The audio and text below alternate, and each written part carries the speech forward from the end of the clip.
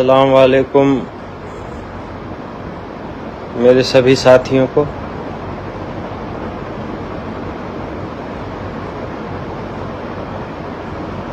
दोस्तों, आज मेरे लाइव आने का जो मकसद है वो अभी ताज़ा जो एक पुलिस कस्टडी में एक सैकुल भाई हमारे राजस्थान से हैं, पुलिस कस्टडी में उनकी मौत हो गई। तो मैं ज़रा थोड़ा, क्योंकि मुझे भी पहले पता नहीं था इस बारे में मसला क्या है, तो आज मेरा वहाँ फरीदाबाद जाना हुआ। तो जो लड़का उसका साथी है, उसका भाई है, उनसे मेरी मुलाकात हुई। तो ये लड़का, ये हमारा भाई था, सैकुल था, ये राजस्थान पुलिस के लिए तैयारी कर रहा था। हट्टा कट्टा जवान था। उस दिन कोई अपना एग्ज़ाम दे के ही ये आया था। तो ये तो अब पुलिस का एक चलन सा बन गया है। मेवात चाहे हरियाणा वाला हो या राजस्थान वाला हो, किसी बच्चे के पास अच्छे कपड़े देख लिए, अच्छा फ़ोन देख लिया, तो वो सीधा इंटरनेट फ्रॉडिंग के मामले में उसे उठा लिया। और हमारी कौम आज इस कदर डरी हुई है कि अगर हम किसी मस्जिद में इमाम भी हैं, हमारे पूरे ख़ानदान में हमारे बुज़ुर्गों ने कभी कोई गलत काम ना किया हो और पुलिस ने हमें निर्दोष बेवजह पुलिस ने उठा लिया, तो हम खेत बेच के 2-4-5 लाख देने के लिए उस पुलिस से पीछा छुड़ाने के लिए हमेशा तैयार रहते हैं, क्योंकि हम डरे हुए हैं, हम सहमे हुए हैं। तो उस भाई, जो निर्दोष भाई को उठाया था, उस सिलसिले में आज मेरा फरीदाबाद जाना हुआ। देखिए,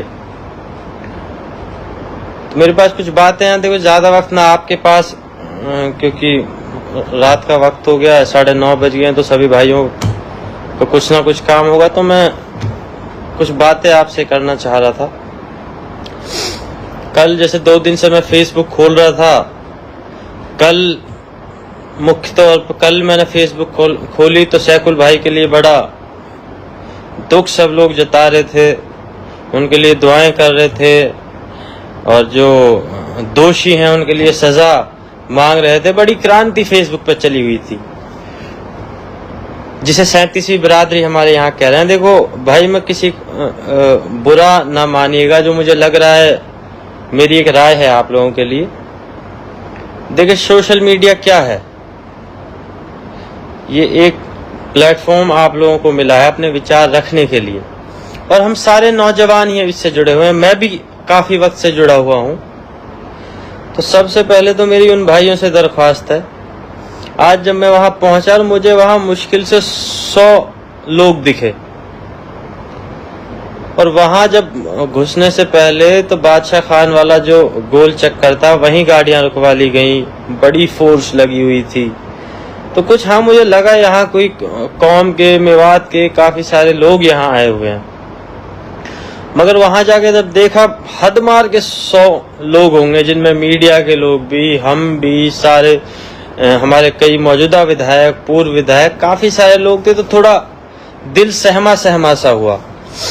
तो मैं अपने उन नौजवान साथियों से दरख्वास्त करता हूँ, ऐसा कोई मसला है, कोई ये नेताओं की ही कोई जिम्मेदारी नहीं है, और ना नेता ही ना ही कुछ कर पाएंगे। ये नेताओं को भी बनाने वाले आप और हम जैसे वोटर ही हैं, और हमारा कोई हक है, तो हम क्यों नेता का इंतज़ार करें या क्यों किसी और का इंतज़ार करें। तो मेरी बस यही दरख्वास्त है, जितनी मेहनत आप फेसबुक पर करते हैं, तो ऐसा कोई मसला है तो ज़मीन पर जा कर के भी आप काम करें।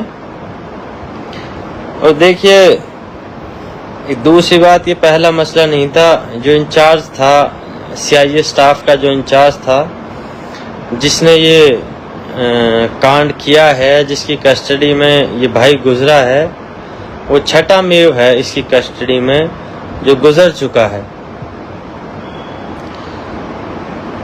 अब वहाँ मतलब जो नेता लोग थे, हम तो सही बात ये ना तो हमारी वहाँ नेताओं में गिनती थी ना मतलब लोगों में गिनती थी। हम तो वहाँ बीच में साइड में जाके खड़े होके वहाँ जो मामला सारा चल रहा था वो सब देख रहे थे। उसके भाई से उसका एक साथी था, उन लोगों से मेरी बात हुई थी हकीकत में मसला है क्या। तो हम नेता एक साइड बैठे हुए थे, उन लोगों ने डीसीपी साहब से बात की, जो भी उनका सॉर्ट आउट हुआ। और दूसरी तरफ कुछ नौजवान बच्चे खड़े हुए थे जो क्रांति की बात कर रहे थे। तो देखो, मैं एक छोटा सा उदाहरण आपको देना चाहता हूं। अभी खाली बातें बोलने से या अब जैसे एक मसला आया था, एक वीडियो आई थी हमारे फिरोजपुर से विधायक मामन खां साहब की। वो विधानसभा में, वो विधायक हैं, उन्हें बोलने का हक है, विधानसभा में आवाज उठाने का हक है। उन्होंने एक बात कही थी मेवाती में कि प्याज सी फोड़ देंगे। बताओ किसकी फोड़ दी? एक बता दो उसकी फोड़ दी। और आप रिकॉर्ड उठा करके दे। मैं समझदार लोगों से समझदारी की बात कर रहा हूं, मैं उनसे नहीं, मैं और बताऊंगा आपको किसकी फोड़ दी। और उनके बाद 2-3 और हत्याकांड हो गए। तो ये चीज आप लोगों को समझनी चाहिए। एक पर्टिकुलर कम्युनिटी, मेव जो कम्युनिटी है, उसे टारगेट किया जा रहा है। और अब मैं आपको इसका बता देता हूँ। आज सभी वहां मौजूद जो लोग थे, हम तो उनके सामने बच्चे हैं तो हम बोल नहीं पाए। उन लोगों का जो डिसीजन था उसी में हम सब वहां खड़े होकर सुन रहे थे। पहले भी ऐसे कई, अभी इसी सीआईए का जो इंचार्ज है, अभी जमालगढ़ के लड़के को कुछ टाइम पहले मारा था, जब यहाँ पुलिस की जिप्सी वगैरह फूक गई थी, काफी कुछ हो गया था, तब भी उसके खिलाफ कुछ नहीं हुआ। और होना जाना शायद, अब देखो अल्लाह से दुआ करो कुछ अच्छा हो जाए। मगर देखो अब कुछ लोगों की सोच क्या है, भाई नेता बने, विधायक बने या पूर्व विधायक, जो पहले भी विधायक बने हैं, हम भी थे पिछली बारी वहां, तब भी एक कांड हुआ था, उस बारे में मैं आपसे बात करूंगा।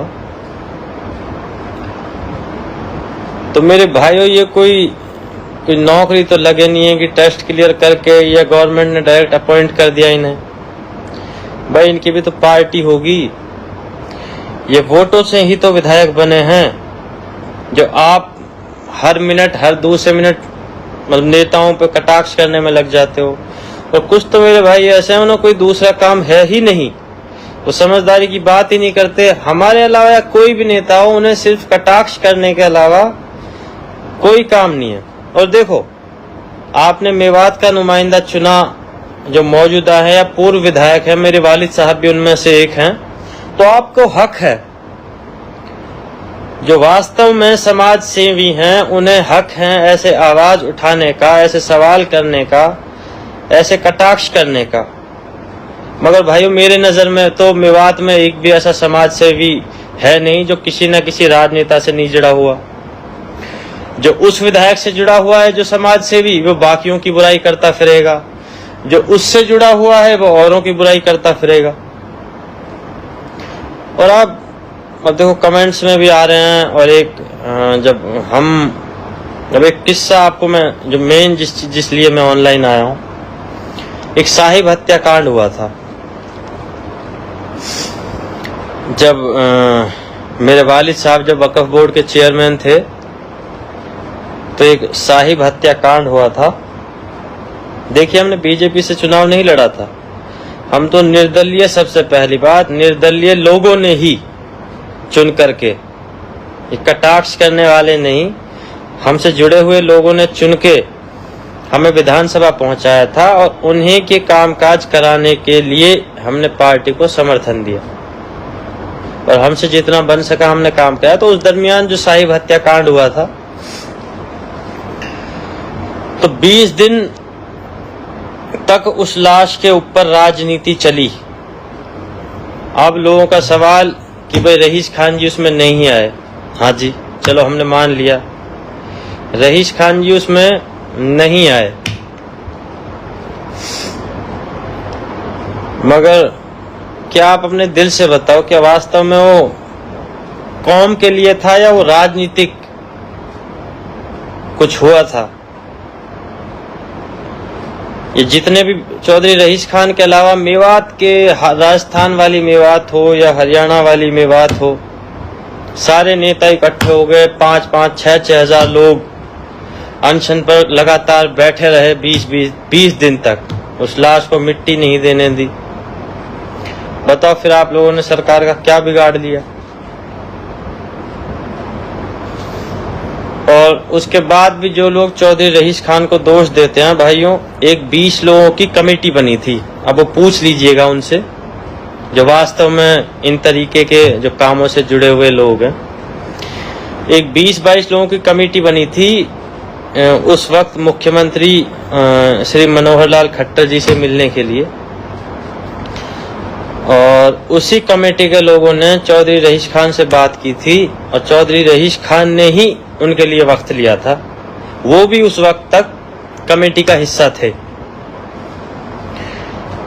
तो उसके बाद जब हम मीटिंग करने पहुंचे तो हमारे जो पुन्हाना के हमारे अलावा जो और नेता उस कमेटी में थे, उन्होंने साफ तौर पे मना कर दिया कि हम रईस खान जी को इस कमेटी में नहीं रखना चाहते। तो उन लोगों की मुलाकात हुई सीएम साहब से, तो कोई ऐसी कोई खास बात हो नहीं पाई। तो उसके बाद चौधरी रईस खान ने भी अपनी तरफ से प्रस्ताव भेजा था। करीबन 500 लोग गो से आमने सामने उनकी बात हुई थी कि हम आर्थिक मदद भी मुहैया कराएंगे, एक बच्चे को सरकारी नौकरी दिलवाएंगे, और वो पुलिस वाले हैं उनके खिलाफ मुकदमा दर्ज कराएंगे। मगर ये सब उन्हें चाहिए तो था ही नहीं रईस खान के बीच से, क्योंकि कोई अनशन नहीं था, सिर्फ एक राजनीतिक ये मुद्दा बना दिया गया बुराई के लिए। अब कुछ भाई उस चीज का अब भी कटाक्ष करते हैं, तो उस भाई को हम लोगों के बीच कितना रहते हैं और कितना हमने काम किया है और कितना हम लोगों से जुड़े हुए हैं, तो उन भाइयों को मैं एक बात बताना चाहता हूँ। हमारा 1 तारीख को टिकट कट गया था, हमने 15-20 दिन में चुनाव लड़ा था और केवल 800 वोटों से हम चुनाव हारे हैं। तो ये चीज आपके सामने उदाहरण है हम कितना लोगों से जुड़े हुए हैं और कितना हमने उन लोगों के लिए काम किया है, या अच्छे बुरे वक्त में हम उनके साथ खड़े रहे हैं। और भाइयों, अब अगर आप वास्तव में समाज सेवी हो, वास्तव में कौम के लिए आप काम कर रहे हो, तो आप रईस खान जी पे भी सवालात कीजिए, आप अपनी टिप्पणियां कीजिए, आप सब कुछ कीजिए। मगर मसला क्या है, अब एक ने तो कह दी भैया विधानसभा में प्याज से फोड़ देंगे, वहां ने 2-3 मेव और मरवा दिए, 2-3 मेव वहां ने और मरवा दिए। काई की प्याज ना फूट रही बाबा अभी तक। बाकी जो नेता अनशन में जाते हैं, किसी भी प्रोग्राम में जाते हैं, बहरहाल वो कोई भी हो, चाहे मैं भी हूं, उनका जाके क्या सिस्टम है, वो अपना उनका एक्शन सेट है। भाई फिलहाल पुलिस दबी हुई है, सोशल मीडिया जब लाइव चलेगा तो मैं अच्छा खासा चिल्ला के बात करूंगा, तुम वीडियो बना लेना, तुम फोटो खींच लेना, मुझे वायरल कर देना कि शेरे मेवात यह है। अरे आप निष्कर्ष तो बताइए किसके लिए निकाल दिया? क्या तो प्याज वाले ने कर दिया, और क्या किसी और नेता ने किसी को थप्पड़ मार दिया या किसकी गर्दन काट दी, या क्या कर दिया? अब वहीं ऐसे कुछ नौजवान साथी थे कि चलो एक आर्मी बनाते हैं, ये हो जाएगा, खून खराबा कर देंगे, ये कर देंगे। भाई सबसे बड़ा उदाहरण आपके पास साहिब हत्याकांड का है। आपका सरकार में इतना बड़ा कोई हाथ नहीं। आप हक की आवाज उठाइए, एक तरीके से उठाइए। देखिए चलो आप बुराई मेरी भी करना, मैं तो भी खैर अच्छा ही बुराई लायक हूं ही नहीं, मैं आप में से एक हूं। मेरे वालिद की करना, आप जिसकी करना चाहो उसकी करना। बस मैं एक सवाल आपसे करना चाहता हूं, मैं और आप यहाँ के हैं, हमें क्या पता हिसार में कौन से गांव में कौन किस गली में रहता है। ये धंधा उठा रखा है हरियाणा की और दिल्ली की पुलिस ने। किसी भी मेव को उठा के ले जाते हैं, और खास तौर पे राजस्थान वाला जो मेवा आता है उसे उठा के लेके चले जाते हैं। और जो मसला चल रहा है OLX वाला, किसी के पास ठीक कपड़े हैं, ठीक फोन है, उसे उठा के ले गए, चाहे उसे बेचारे को पता ही ना हो ऑनलाइन ठगी क्या है, उसके घर वालों से 2, 4, 5 लाख रुपए ले रहे हैं, उन्हें पकड़वाने वाला कौन है?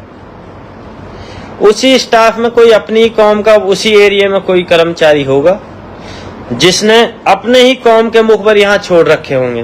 तो जरा अपने दरमियान अपने तरफ भी आप लोग देख लें, पहले खुद में हम लोगों में जो कमी है उसे सुधारें।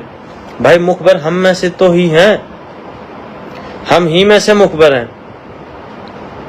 और आप ये प्याज सी मत फोड़े, मत यूं उंगली दिखा के किसी की गर्दन काटें। आप कोशिश करें, जो हो गया है चलो अब देखते हैं हम जितने नेता और जितने भी लोग वहां आज पहुंचे हैं, हम देखते हैं कौन इस मुकदमे की कौन पैरवी करता है। मैं तो एक जो छोटी सी बात आपसे कहना चाह रहा हूं, क्यों ना कुछ ऐसा, अब आज उन पुलिस वालों पे क्या दबाव बनता मेरे भाई, सिर्फ 100 लोग वहां पे थे।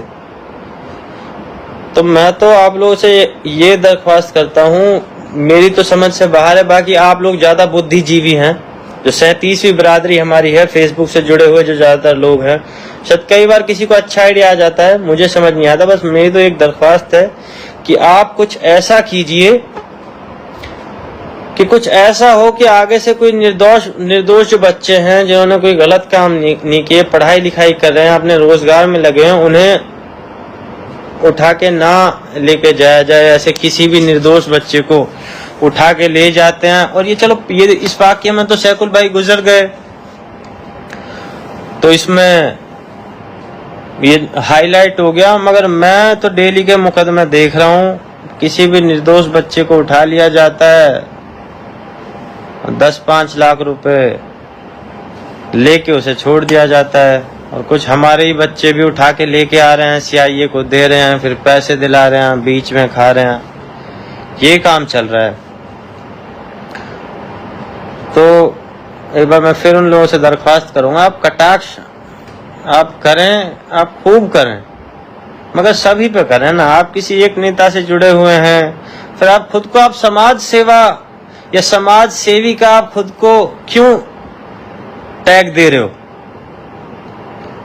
आप किसी नेता से जुड़े हुए हो, किसी राजनीतिक दल से जुड़े हुए हो, और आप खुद समाज सेवी खुद को कहला रहे हो।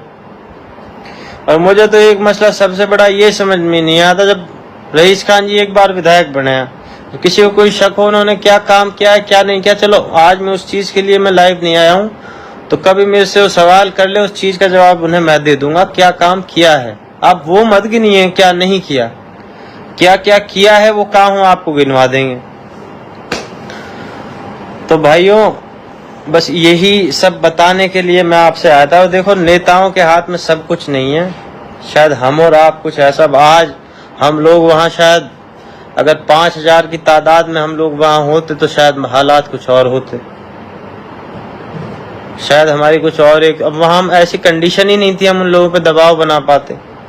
तो जो वहां मौजूद जो हमारे जिम्मेदार थे, उनसे जितना बन सका वो कर पाए, बाकी कुछ मतलब सारा पब्लिसिटी स्टंट था। कुछ नौजवान बच्चे भी थे जो वहां, मतलब इतने बड़े बड़े मौजूदा लोगों के होते हुए बात हो गई, सब फाइनल हो गया। कुछ हम में से ही नौजवान बच्चे थे जो चिल्ला रहे थे सिर्फ पब्लिसिटी के लिए, स्टंट कर रहे थे कि ये कर दो, वो कर दो, ये हो जाएगा, वो हो जाएगा। भाइयों, बहुत लोगों को मैंने सुन लिया कि ये कर देंगे, वो कर देंगे, मैंने देखा नहीं अभी तक किसी को, किसी ने प्याज फोड़ दी हो, या हम में से ही किसी ने, मैं खुद की भी कह रहा हूँ, या हम में से ही किसी ने किसी का कोई बदला ले लिया हो, या कुछ ये कर दिया हो तो कुछ वो कर दिया हो। तो भाइयों, आप खुद सही रहिए, आपको किसी नेता की कोई जरूरत नहीं है। तो ये अपना इल्जाम किसी पे भी डालना बंद कीजिए, सारे नौजवान इकट्ठे हो जाइए, कुछ ऐसा समाधान निकालिए कि आगे से ये गलत काम ही ना हो। क्यों मेवात, मतलब बाहर जाते ही हर मेव को, क्यों OLX बाज, मतलब ये इंटरनेट फ्रॉड, क्यों हर इंसान को इस नजरिए से देखा जाता है? और हमारे खुद के जान पहचान वाले कहते हैं कि तुम्हारे वहां छोटे छोटे बच्चे, सुनने में आ रहा है 8-8 साल के बच्चे ऑनलाइन कॉल करके फ्रॉड कर देते हैं। क्यों? क्योंकि हमारे बीच में ये काम शायद हो रहा हो। और क्यों एग्जैक्टली, मतलब हमारे घर से 150 किलोमीटर दूर शायद अलवर से पड़ रहा होगा, फरीदाबाद से आइए, क्यों उन्हें एग्जैक्ट ये पता चल जाता है कौन इंसान किस रूम में बैठा है? कहां से किसको कैसे लेके आना है, मतलब उन पे यहां तक खबर होती है कि इस बंदे को उठाएंगे तो इतना पैसा मिलेगा। तो बेहतर यह है कि पहले अपने मुखबिर जो हम में से ही बने हुए हैं आप उन्हें रोकिए। और पुलिस की तरफ से जो आज देखिए जो सैकुल भाई का हुआ था, जो जिम्मेदारान अंदर गए, बाहर आने के बाद उनका 302 का मुकदमा दर्ज कर लिया गया है और सैकुल भाई की लाश शायद वहां से आ गई है। बाकी डीसीपी साहब वहां आकर के उन्होंने हमारे जो जिम्मेदारान थे उनसे बात की, उन्हें तसल्ली दी कि जो जो दोषी होगा उन्हें सजा मिलेगी। बाकी अब देखो अल्लाह के हाथ में क्या होता है क्या नहीं होता। बस यही कुछ विचार थे मेरे जो मैंने आप लग दिए। कुछ मेरे भाई हैं जिन्हें कटाक्ष करने का या रईस खान के बारे में बुरा भला कहने का, कहिए आप, उन चीजों से कोई फर्क नहीं पड़ता। हमें इस चीज का किसी को जवाब देने की हमें कोई जरूरत नहीं कि हमने लोगों के लिए क्या किया है, कितना हम लोगों से जुड़े हुए हैं। और फिर ये फेसबुक पे क्या है, मतलब आप सोशल मीडिया के थ्रू आप अपनी बात किसी को पहुंचा सकते हो। 200 रुपए का महीने का रिचार्ज कराओ, किसी के बारे में कुछ भी लिख के डाल दो।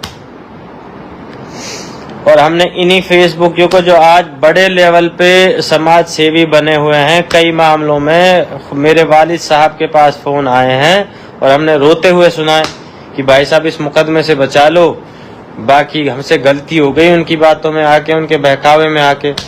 तो भाई मैं यही दरख्वास्त कर रहा हूँ, किसी भी नेता के बारे में हमारे मतलब आप अपनी बागडोर किसी के हाथ में मत दीजिए। आप कुछ करना है तो आप कीजिए, बाकी नेता आपके साथ सब तैयार है। आज नौजवान कितने होंगे वहां हद मार के 25-30 बच्चे तो धौज के थे, हमारे यहाँ के हद मार के 15 लड़के होंगे।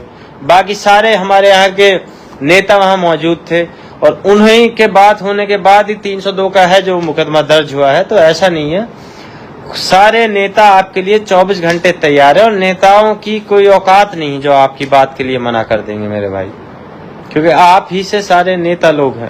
आप किसको क्या कब आसमान में पहुंचाना चाहो पहुंचा सकते हो, जमीन पे आप किसी को लेके आना चाहो ले सकते हो। इसका उदाहरण देने की मुझे कोई जरूरत नहीं है, ऐसे बहुत सारे नेता हैं। तो ये सिर्फ जनता जनार्दन है, कब किसको कहाँ ऊपर पहुंचाना है, कब किसको नीचे पहुंचाना है, ये आपके हाथ में है। तो मैं फिर आप लोगों को बता देना चाहता हूं कि आप लोग एकजुट होकर के रहिए, किसी नेता की कोई ताकत नहीं कि आपसे दूर भाग जाए। तो अस्सलाम वालेकुम, खुदा हाफिज।